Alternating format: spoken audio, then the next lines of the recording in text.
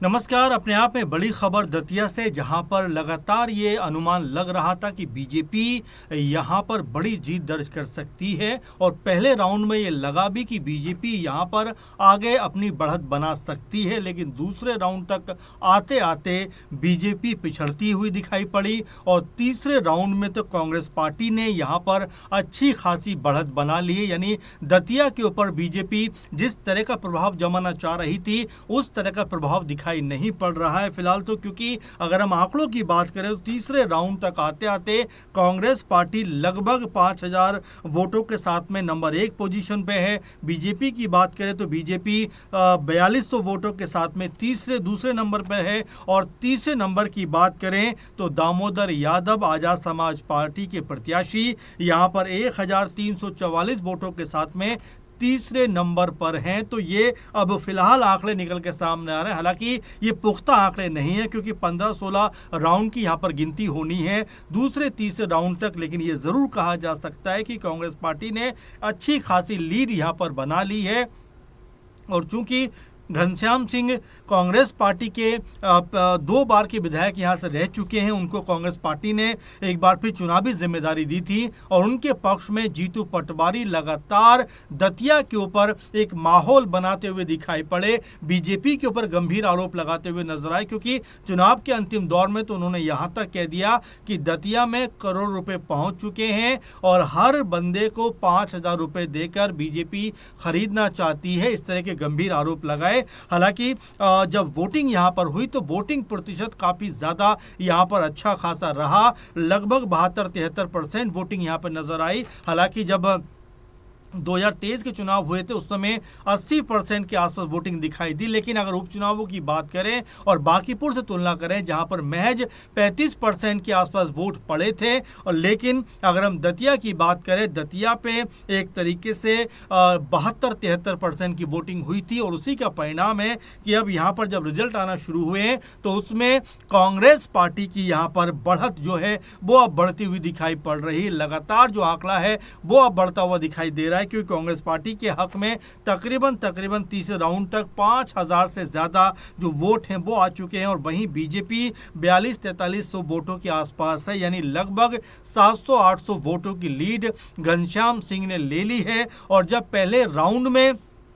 BJP प्रत्याशी आशुतोष तिवारी आगे थे, उस वक्त जब नरोत्तम मिश्रा से बात की जा रही थी उन्होंने कहा कि हमने तो पहले ही कह दिया था कि बीजेपी यहां पर बाजी मारेगी, इसका कोई दूसरा जो है विकल्प नहीं है, बीजेपी ही चुनाव जीतेगी और तमाम सारी बातें करते हुए दिखाई पड़े। राजेंद्र भारती को कांग्रेस पार्टी ने जिस तरह से कल ही उनको पार्टी से निकाल दिया, उनके ऊपर भी उन्होंने कहा कि उनको तो कांग्रेस पार्टी को पहले ही बाहर निकाल देना चाहिए था जब उनके ऊपर मामला आया था, लेकिन कांग्रेस पार्टी ने ऐसा नहीं किया। अब जब ये पूरा का पूरा मामला सामने आया, क्योंकि घनश्याम सिंह को लेकर भी आपस में तनातनी का माहौल बनता हुआ दिखाई पड़ा था, क्योंकि घनश्याम सिंह ने यह तक कहा कि राजेंद्र भारती ने पैसे लेकर यहां पर चुनाव जो है वो बीजेपी को जितवाने का काम किया या बीजेपी के हक में चुनाव को ले जाने का काम किया। लेकिन अब जो पूरा का पूरा आंकड़ा निकल के सामने आ रहा है उसमें कम से कम ये अब बात स्पष्ट हो रही है कि बीजेपी यहां पर ना सिर्फ पिछड़ रही है, बल्कि जिस तरह से बीजेपी के कई दिग्गज जो नेता थे, चाहे शिवराज सिंह चौहान की बात करें, ज्योतिरादित्य सिंधिया की बात करें या फिर मुख्यमंत्री जो है मोहन यादव की बात करें, सभी एक तरह से पुरजोर तरीके से प्रयास कर रहे थे कि आशुतोष तिवारी के पक्ष में माहौल बनता हुआ दिखाई पड़े। लेकिन वोटों की गिनती जिस तरह से आगे बढ़ रही है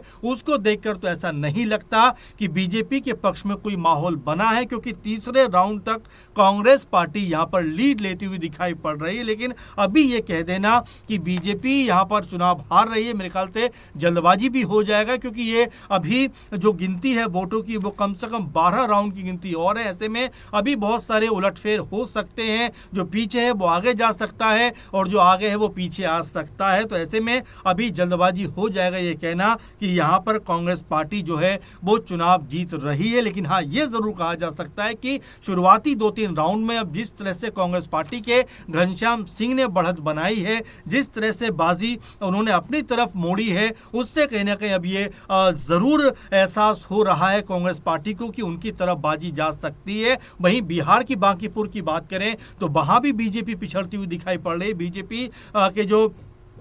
प्रत्याशी नीरज सिन्हा 1400-1500 वोटों से पीछे चल रहे हैं प्रशांत किशोर से। और दतिया की बात करें तो यहां पर भी 700-800 वोटों से तकरीबन बीजेपी के जो प्रत्याशी हैं वो अब पीछे चले गए हैं। तो ऐसे में अब ये जो गिनती का आंकड़ा है बड़ा इंटरेस्टिंग होता हुआ दिखाई पड़ रहा है। और अभी जब लगातार रुझान सामने आ रहे हैं, लगातार जो वोटों गिनती हो रही है उसमें जो प्रत्याशी आगे पीछे हो रहे हैं उसको लेकर एक एक्साइटमेंट कहीं ना कहीं जो समर्थक है उनके अंदर ये बनती हुई दिखाई पड़ती है। दतिया को लेकर ये खबर भी सामने आई कि जहां पर काउंटिंग होनी थी, मतगणना होनी थी और स्ट्रांग रूम के बाहर कांग्रेस पार्टी के तमाम जो कार्यकर्ता थे वो जो है लगातार मुस्तैदी के साथ में डटे रहे ताकि कोई गड़बड़ ना हो सके। और अब यहां पर जब आज सुबह से जब वोटों की गिनती शुरू होना जो है शुरुआत उसकी हुई और उसमें शुरुआत में अगर देखा जाए तो बीजेपी की तरफ से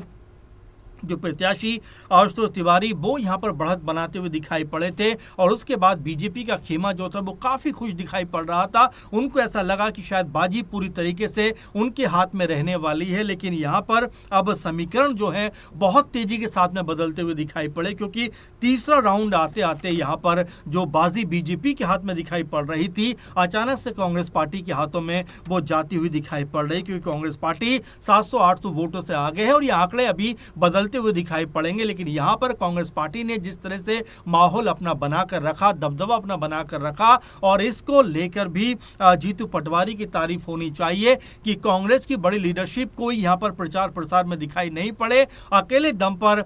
यह कहा जा सकता है कि जीतू पटवारी ने मोर्चा संभाला और इससे पहले जो है उन्होंने तमाम तरह के जो है बयानबाजियां यहां पर की। कभी किसी गरीब के घर में चले गए, कभी खेतों में जाकर ट्रैक्टर चलाते हुए नजर आए, यानी कि लोगों से जुड़ने का काम किया और बीजेपी के ऊपर करारे हमले प्रहार करते हुए दिखाई पड़े। और यहां पर जिस तरह का परिणाम सामने आ रहा है अभी तक के लिहाज से अगर देखा जाए और जिस तरह कांग्रेस पार्टी के हक में दिखाई देता है उससे यह माना जा सकता है कि क्या जीतू पटवारी की जो मेहनत है वो रंग लाती हुई दिखाई पड़ सकती है। क्योंकि इससे पहले भी ये भी खबरें सामने आई कि जीतू पटवारी और दिग्विजय सिंह के बीच में आपस में तनातनी का माहौल चल रहा है। लेकिन चुनावों में जिस तरह दिग्विजय सिंह के बेटे प्रचार प्रसार करते हुए दिखाई पड़े और जीतू पटवारी ने तो यहां तक कह दिया कि अगर चुनाव जीता जाता है तो उसमें जो है सब युवा नेताओं की बड़ी भूमिका होने वाली है। तो अब ये आंकड़े जो हैं ये कहीं ना कहीं बताते हैं कि बीजेपी जिस उत्साह के साथ में दतिया के ऊपर चुनाव में उतरी थी उनका उत्साह कहीं ना कहीं उनके ऊपर भारी पड़ता हुआ दिखाई इसलिए पड़ रहा है क्योंकि नरोत्तम मिश्रा का टिकट काटकर आशुतोष तिवारी को टिकट दिया जाना अपने आप में ये बता रहा था कि बीजेपी क्या कोई बड़ा और गलत कदम तो नहीं उठा रही है, क्या अपने हाथ में आई हुई बाजी कहीं फिर से जो है जो कांग्रेस पार्टी की तरफ तो लेकर नहीं जा रही। क्योंकि अगर यहाँ पर नरोत्तम मिश्रा होते तो एक बड़ा इम्पैक्ट क्रिएट होता हुआ दिखाई पड़ता, क्योंकि भले ही चुनाव आशुतोष तिवारी लड़ रहे थे लेकिन पूरा मोर्चा नरोत्तम मिश्रा ने संभाला हुआ था। वैसे में अगर यहां बीजेपी प्रत्याशी की हार होती है और कांग्रेस प्रत्याशी की जीत होती है तो इसमें भी नरोत्तम मिश्रा को लेकर जो है बीजेपी की तरफ से जाहिर बात है कि बयानबाजी हो सकती है, क्योंकि उनका प्रभाव वहां पर था। उनके समर्थक जिससे नाराज हुए, क्या यह भी अनुमान लग सकता है कि उनकी तरफ से वोट नहीं पड़े। अब ऐसे में तमाम तरह की बातें हैं, तमाम तरह के कयास हैं, लेकिन जिस तरह से अब ये पूरा माहौल बन रहा है, जिस तरह से अब ये पूरा समीकरण निकल के सामने आ रहा है उसमें कम से कम ये समझ में आता है कि कांग्रेस पार्टी यहाँ पर लीड बनाते हुए दिखाई पड़ रही है। और ये लीड क्या आने वाले समय में यानी आने वाले कुछ घंटों में बढ़ती हुई दिखाई पड़ेगी या एक बार फिर से बीजेपी यहाँ पर कमबैक करेगी। आपको क्या लगता है जरूर कमेंट करके बताइए कि दतिया सीट के ऊपर बाजी आशुतोष तिवारी के हाथों में जाएगी या फिर यहाँ घनश्याम सिंह जो कांग्रेस पार्टी के उम्मीदवार हैं उनकी तरफ जाती हुई दिखाई पड़ेगी। अपनी राय जरूर भेजिए। फिलहाल के प्रोग्राम में बस इतना ही। आप लगातार जुड़े रहें, हम लगातार ऐसी अपडेट खबर आप तक पहुंचाते रहेंगे। नमस्कार।